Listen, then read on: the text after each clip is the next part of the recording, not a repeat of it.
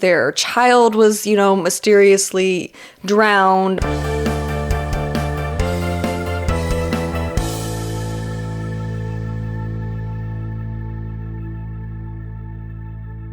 Hey guys, welcome back. It's that time of month again. And no, it's not what you're thinking. It is, in fact, book of the month. So strap in because I got 2 from November. And you know what?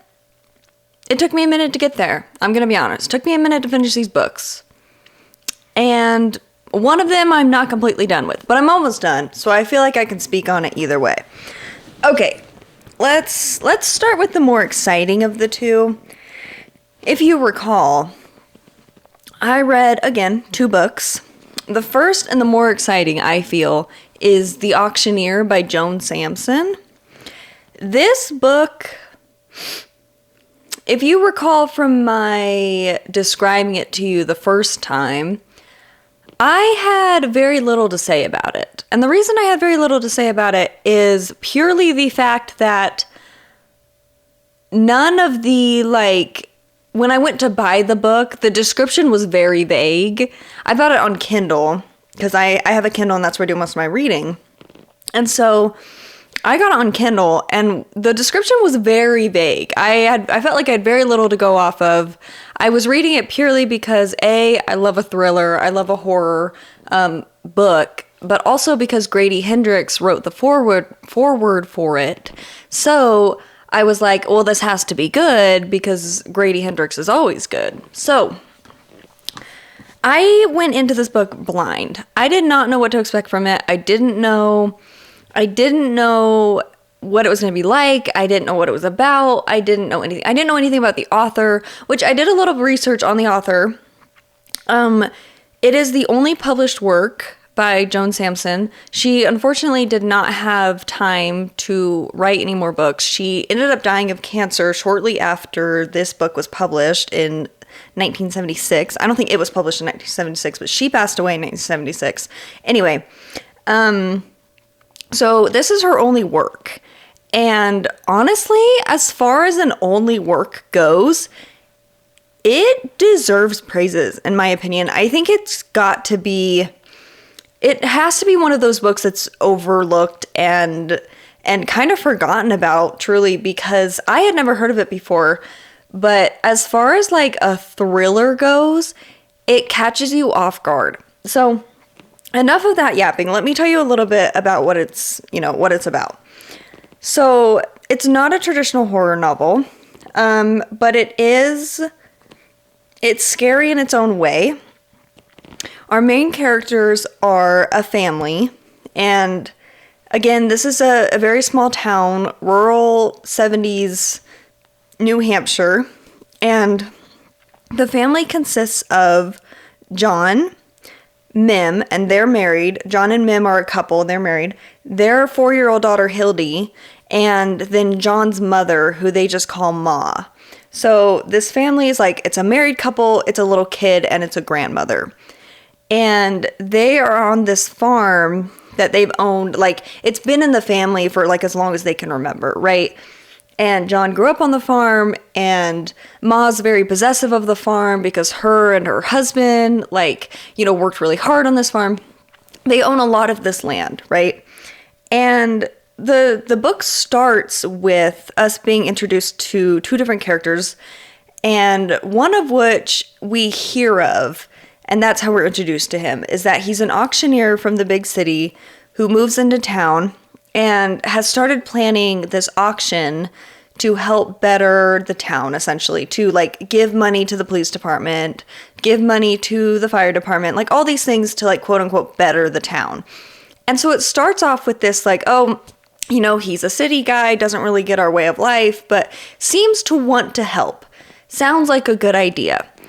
And so at this beginning part, John and Mim are asked to donate something to this auction. And so they donate something, and then the next week, guy comes back, asks John and Mim to donate something, and then... Sorry, I'm getting a text message. That's so unprofessional of me. Anyway, And so as it progresses, they are continually asked to donate things to this auction. And when they say like, oh, we have nothing else to give, it's implied that if, something bad's going to happen if they don't give something to the auction, essentially. And we learn kind of throughout the book that people who denied these donations, who said, oh, I don't have anything else to give, I'm not going to give anything to you, get off my land, ended up in mysterious accidents and ended up, either paralyzed in the hospital, their child was, mysteriously drowned, or like, whatever it is, they're being punished for not donating to this auction. And eventually people are so terrified of what might happen to them if they don't donate that they just leave in the middle of the night to get away from having to donate, and they leave their land and possessions and everything behind, essentially. And so we follow John and Mim in this story of being stripped of everything, essentially, down to the point where they feel like they have to, if they don't give something, something bad will happen. So they have to sacrifice every single week in order to protect their family, protect themselves. And as you find out, this is spoilers, by the way. I should have said that. This is spoilers. But we find out that the auctioneer is then auctioning off the land that is being abandoned by people who don't have anything else to give and are too afraid of, accidents happening to them. And he's auctioning off this land to make it like a resort area. And even before John and Mim have been, gotten to a point where they feel like they need to flee, he's like talking about, oh, and we're going to have this beautiful land up for sale. And you can tell it's John and Mim's land. And there's even a point where they show up asking for donations, and the only thing they ask for is for John's weapons. And so you're watching them give up not only everything, but their ability to defend themselves.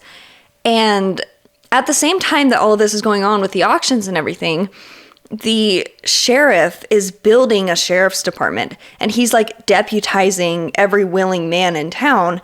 And so at these auctions, they have like deputies and stuff walking around, and there's a very eerie feeling to this, like being forced to give up your life, essentially. And you do meet the auctioneer eventually. And in the beginning, he seems like a really nice guy, a do-gooder trying to help the town. But there's an underlying, like, ooh, what? I don't know. This guy doesn't quite fit in. Like, something's not quite right about this guy. And I think it's really well written in the sense that you meet the auctioneer from John and Mim's perspective, right? Like, you meet this outsider from their perspective, because to them, he is an outsider. So to you as the reader, he's an outsider. To you as the reader, you don't trust him because John and Mim don't trust him. And so I'm not going to spoil how it ends. What I am going to say is that it's a really fascinating take on horror, because it's not a traditional like monster, ghost, like that kind of thing. But it is a story of being stripped of your livelihood and your dignity and your freedom and your ability to defend yourself. And really interesting if you want to view it from like a modern day lens and like a deeper meaning to, it's a very like, I would call it a societal horror. Very interesting, because I think you read it with the perspective of, has this happened? Could this happen? Is this what it's like when people go in and force people off their land? Even where I grew up in kind of an out of the city, not rural, but very country part of where I grew up. And it did get to a point where they were like, things were just moving forward and they were trying to modernize everything. And so when it came to things like expanding the road and whatnot, there were companies that bought out some of the houses for way less than they should have gone for. And like, just stuff like that. So you see this happen. Like, we know this happens where people are pushed off of their homes and off of their lands so that modernization or industrialization can take place. And so I think honestly, having written this in the 70s is really, she was ahead of her time, truly, because I think you read this and you feel a sense of horror even now, like just in, oh, could this happen? Wow, that's crazy. The more control that blank has over blank, that's terrifying. And anyway, so it's you end up finding out that there's a whole like conspiracy going on underneath, that like the higher ups in even like the government and everything are in on it. They're allowing this auctioneer to go in and like force people off of their land. Anyway, super interesting. Super interesting. I think it's a book that starts innocuous and then it gets more unsettling as it goes on. And so I rated it a 4 out of 5 purely because I felt like it was unlike anything I'd read before. And honestly, I was really excited to talk about it because, again, there is this like deeper meaning to it. And I just find it fascinating. Anyway, please go read it. I don't want to give too much of it away. So that's just a tiny synopsis of kind of what happens. But what I will say, it was written in the 70s.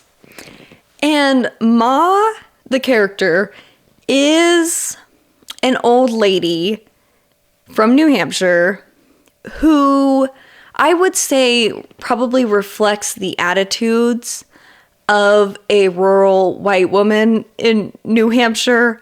In particular, she does say some things that are, they're racist, like flat out. She says things that are racist, and then she also says things that are very misogynistic. There's a point where, again, spoilers, where John is like, anyway, where John like abuses Mim. There's no other way to put it. That's what he does. And Ma excuses the behavior and says like, oh, well, just because he puts hands on you doesn't mean he doesn't love you. And that's a very outdated notion. But I'm not excusing it, but characteristically for Ma, an old lady who grew up in rural New Hampshire, that probably would have been her narrative. That probably would have been what she believed. So, and there are other moments in the book that are clearly like, there are things that you read and you're like, now that, yeah, we would raise issue with that. That's definitely not okay. I think John at one point alludes to like, Mim not feeling like she can say no to his, how do I say this politely, physical, intimate advances. And so like there are things about the book where you don't, I don't know, like you don't want to root for John. I don't think I ever rooted for John personally. I did not like John as a character, but I rooted for Mim. And even though Mim wasn't flawless, like I rooted for Mim because I felt like she was the best of the bunch. Anyway, so a little bit of a content warning if you're sensitive to stuff like that. Because there are bits and pieces thrown in that are, I would say, a sign for sure of the time and things that we look at and we're like, ugh, not good, not good. So I would keep that in mind. But the book itself, really good, unique horror, in my opinion. But I've been rambling. I just happen to be really excited about this book. So please go read it. Let me know your thoughts. I thought it was fascinating. Anyway, on to my second book. So the second book from November was a reread for me. It's one I've read before. And I'm not going to go super into detail because it's not like a fictional story that I can spell out exactly what happened to you guys and give you a synopsis of it. That's not really what it's like. But it was The Body Keeps the Score by Bessel van der Kolk. And the only good way to describe this book is that it's a crash course in trauma. And it's a crash course in treating trauma. And that's like that, honestly, that's what it is. If you want to know about trauma, this is the book for you. You want to read, and I wouldn't say it's like trauma for dummies because definitely there is like a level of academics to it, but it's a crash course in trauma for sure. I would give this probably a 4 out of 5 again, just because it covers everything you could ever want to know about trauma. Treating it, why it happens, how it happens, all of that. I'm going to reiterate, you should read it with a grain of salt. Don't take it as gospel. Do your own research. If it's really something you're interested in, go do your own research, form your own opinions. But still, it's an impressive book. I think Vander Kolk as a person is impressive. As an author, he's impressive. As a psychiatrist, he's impressive. So I think there's a lot you can learn from it. And I thought this would be fun. I have a consistent favorite quote from this book from the times that I've read it. And so I'm going to read that to you just to give you a little taste, if you will, a little snippet into what this book is like. And also, just because I feel like this quote in particular really ties into the "it's really hard not to have friends" conversation we had. So this is what it says. Numerous studies of disaster response around the globe have shown that social support is the most powerful protection against becoming overwhelmed by stress and trauma. Social support is not the same as merely being in the presence of others. The critical issue is reciprocity, being truly heard and seen by the people around us, feeling that we are held in someone else's mind and heart. For our physiology to calm down, heal, and grow, we need a visceral feeling of safety. No doctor can write a prescription for friendship and love. These are complex and hard-earned capacities. And that is on page 81 at the very bottom. But I just think, first of all, incredible quote. And I think it just reiterates everything I feel about human connection, is that it is necessary for humans to grow and progress as people. They have to connect with other people. Anyway, great quote. Page 81, if you are at all interested in trauma, if you have experienced trauma, you know someone who's experienced trauma, you're interested in the field of psychology, whatever it is, this book's for everyone, truly. I think the book's for everyone. So, those two were the books of the month for November. Those are what I read in November. And you know what? I've given you a lot of information. You should just go read them yourselves. Anyway, so for December, here's what I'm reading. And this is a book I actually started probably 4 months ago and then never finished. So my goal for December is to finish this book. But I'm going to show it to you because it's so cute. This is the book. It's called Meddling Kids by Edgar Cantero. And as the title might suggest, this is like very Scooby-Doo adjacent. I would say Scooby-Doo, it's not even hidden. Scooby-Doo is the inspiration. It is the blueprint. So I love Scooby-Doo. That's what drew me in the first place. I think the cover's really cool looking. But I just love Scooby-Doo. And if you're going to hand me a Scooby-Doo novel, I'm going to be like, great. I'm in. I'm interested. So it is about a group of like kid detectives. They're all grown up now. They are reuniting to revisit one of their old cases. And it involves the supernatural. There's a little bit of romance. There's a bit of nostalgia. If you at all loved Scooby-Doo, I would give this a try. It's not Velma, the TV show that did very poorly and was a poor, caricature of Scooby-Doo. But it is an adult. It's a more adult Scooby-Doo for sure. So we'll see if it's, any good. Like I said, I've started reading it. I'm not very far into it. I'm a couple chapters. But my goal for December, is to finish this book. I will say, I think the writing in this book is really, really interesting because it reads like you're watching a cartoon. And that's a terrible way to, describe it. But I don't know how else to describe it because that is how it reads. And I think that was intentional. Again, it's based off of Scooby-Doo, which is really cool conceptually. Really, really cool. but I'm a little bit on the fence about it because I think it is so different from like how a traditional novel is written. I'll keep you updated. We'll see, next month I'll let you know if I liked it or not. But yes, my book of the month for December is Meddling Kids by Edgar Cantero.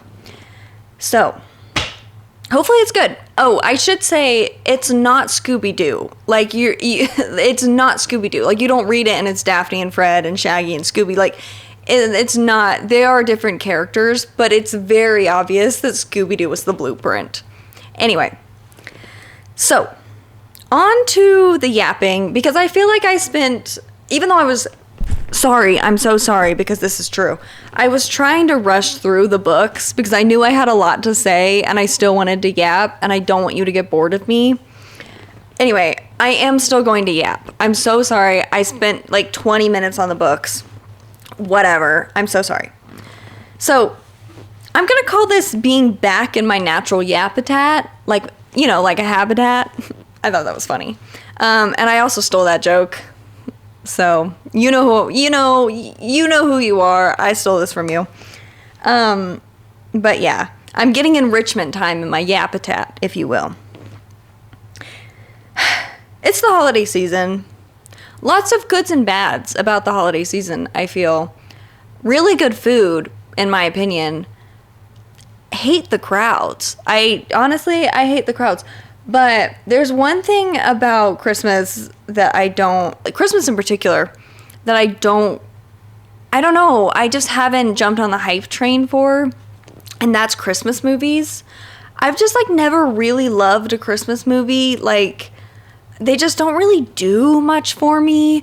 I know the majority of my family really loves a Hallmark Christmas movie. That movie that came out on Netflix, Hot Frosty, where she turns a snowman into a guy. My family would be all over that. I don't get it. I just don't think I'm hyped about Christmas. My holiday's Halloween, if you couldn't tell. I'm a big October girly. But I just don't get the hype around a Christmas movie. And I have to confess something, because I hate the Polar Express. I hate those weird little freaks. I hate them. I think they are so uncanny valley. They freak me out so bad, and I've always thought that. Now, that's not to say I do repeat the phrase where they're like, hot, hot, hot, hot chocolate. I say that all the time. I say it all the time. But I hate the movie. I don't think it's good. Please don't flame me. I don't think it's good. But there are a few Christmas movies that I would give an exception to. And so I'm going to just tell you a couple of those right now. The first one, if you haven't seen it, I really suggest you go watch it. It's cheesy. Do not get it twisted because it's a Christmas movie. But I have seen it several times. I still consistently think it's a good Christmas movie, and I think it's underrated. So, the first Christmas movie that I would excuse and I would watch is Last Holiday, and it's the one with Queen Latifah in it, and it's so good. There's something about, the scene that comes to mind in particular is the one where she's at the fancy restaurant, and the chef comes out to see who's ordering all this food, because everyone else in the restaurant is making insane, they're like, oh, can you take the butter out of this risotto, or anyway. So I just think that scene comes to mind, and it's very sweet the way this chef sits down and talks food with her, and you have to watch the movie, but it's really good. I feel like it's a classic movie. If you haven't seen it, it's basically about this woman who learns she has a terminal illness and decides to take all her money and go on a last holiday. So she books out this super expensive hotel, eats at this super fancy restaurant, and does all these things that she wouldn't normally do because she's too worried about, having to go to work and whatever else. And so she gets to really experience life. And spoilers, again, you find out at the end that she is not dying, but she got to experience this freedom and got to like understand that there's more to life than working. And anyway, it's a great movie, fantastic movie. I give it a pass. I think it's a really good Christmas movie, personally. I can't help it. Also, I think I said, is it risotto? Risotto? What is that dish that I'm thinking of? How do you pronounce that? Hold on. It's the one with butter in it, right? Oh, it's, yeah, mushrooms and oh, maybe it doesn't. Anyway, the point is that they're rich people and they're on diets and they wanted him to remove all the bad stuff from the food. That's not really bad stuff. That's the point. Anyway. The second movie I'd give a pass to is not technically a Christmas movie, I think, in any way. If I remember correctly, it has been a minute since I've seen it. But I always associate it as a Christmas movie because, A, I feel like it's super cozy, and it's one of my favorite chick flicks, and also underrated. If you have not seen this movie, please go watch it. I feel like it's so good. And the humor is top tier in this movie. I feel like this movie is so funny. Anyway. It's not technically a Christmas movie, but I think the majority of this movie takes place in like a snowy area and they're in a cabin. And so I always associate it with like a Christmassy, December-y kind of vibe. I don't think the entire movie takes place that way, but I am like, if my memory serves me correctly, they're in a cabin and they're wearing coats because it's snowy outside. Anyway. So I'm going to count it just because of that alone. And it's Tyler Perry's Why Did I Get Married? I love this movie and I should rewatch it because, again, I have not seen it in forever. I love this movie, okay?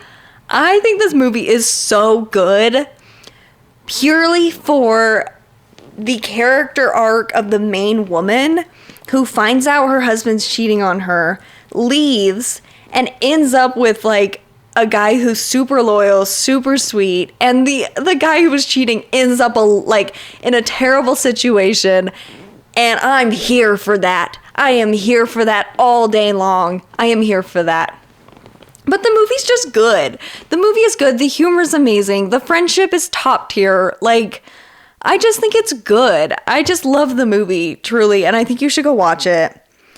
Again, I don't think it's a Christmas movie, and I don't care, because it makes me think of the holiday season for some reason, and maybe that's just because I've only ever watched it around the holiday season, but the movie's really good. It's a really good message of, like, finding your self-worth, and, like, anyway, it's a good movie. Go watch it. Whatever. And last but not least, I'm gonna give a pass to Elf. What now? Why can't I think of his name? What is his name? You know what I'm talking about. It's Elf. And I can't think of his name. It's Elf. It's a classic. I feel it's just... Bye, buddy. Hope you find your dad. Is funny. It is funny. The movie is funny. I can't help it. As much as I don't want to like that movie because it's a Christmas movie, I think it's funny. And there's nothing I can do about it because I think it's funny. Anyway, it's a classic. I probably wouldn't watch it. Like, some people are like, oh, we watch Elf every year. That would never be me. But as far as a Christmas movie goes, if you're like, we're watching Elf, I'm like, nice. Good movie. Genuinely funny. Will Ferrell. That is who it is. Whatever. And the last thing I have to talk about is, you know, in the spirit of Christmas, this is the TikTok moment of the episode, because I always talk about a TikTok thing.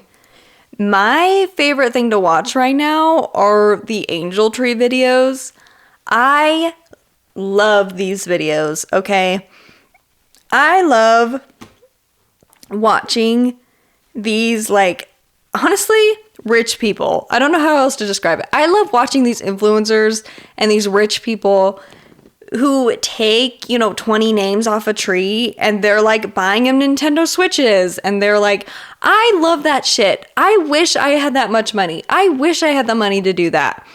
That is my dream. I want to have enough money to be able to clear an angel tree and give them all way more than they ever asked for. Like, that is what I want. But I just love watching those. They're my favorite. I can't help it. And you know what? My other thing is that I see this a lot where they're only doing it for clout. They're only doing it for blow. I don't care. I don't care. Because at the end of the day, those angel tree kids are getting gifts. And that's the point. Like, that's what's important. That's what matters. So as long as they're actually buying the stuff they say they're buying and giving it to the kids, I don't care. You're doing it for views. I don't care. I don't care, truly, because at least they're getting the gifts that they asked for, and that's what's important to me. But yeah, I just love those. If you don't know what an angel tree is, it's where like usually it's lower income families or kids in foster care that write out things that they need, what size clothes they wear, what size shoes they wear. And then there's an organization that goes and puts them up in like Walmarts and stuff like that. And you can take a name, go around Walmart, buy everything, and then drop it off at like the customer service desk. And then they give it back to the organization to give to the family. And I just think that's cool. I think Christmas gets a lot of flack purely for the fact that like, people do the majority of their serving other people, like, during Christmas. But of all the things that are like, yeah, that's a really good thing to do during Christmas time, angel tree is my favorite, personally. I love to watch them. I love to be like, yeah, you have the money to do that. If you have the money to do that, you should be out there doing that, I feel like. Anyway, so that was the yapping. We covered a lot. And it's kind of late for me, so I'm going to go to bed. As per, my usual, I feel. But thanks for hanging out, guys. Hope you have a good week. See you next week. Bye.